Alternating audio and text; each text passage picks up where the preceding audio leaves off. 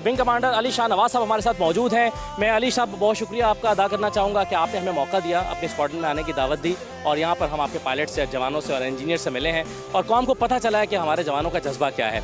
आप अपनी स्क्वाड्रन की तरफ से कोई पैगाम देना चाहेंगे? जी बिल्कुल। First of all most welcome to the 27 squad. मैं ये पैगाम देना चाहूँगा कि पाकिस्तान एयरफोर्स हर वक्त तैयार है और हिफाजत पे मामूर है।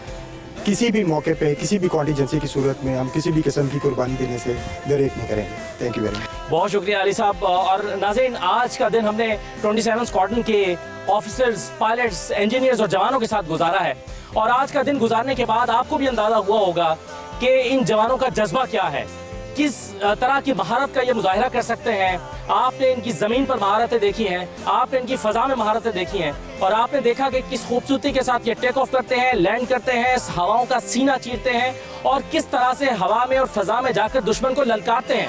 और आपको अंदाज़ा हुआ होगा कि आप क्यों इतनी चैन की नींद सोते हैं। आपको अंदाज़ा हुआ होगा कि आप चैन की नींद इसलिए सोते हैं कि हमारे जवान, हमारी एयरफोर्स जाग रही है। रात को जब ये जागते हैं तो हम सुकून की नींद सोते हैं।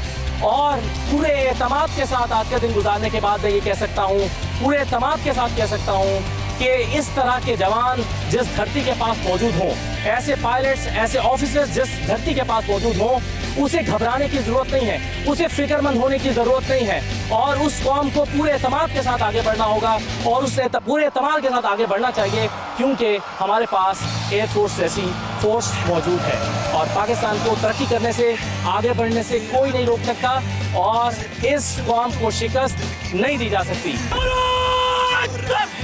अल्लाहु अकबर, पाकिस्तान जिंदाबाद, पाकिस्तान एयरफोर्स जिंदाबाद।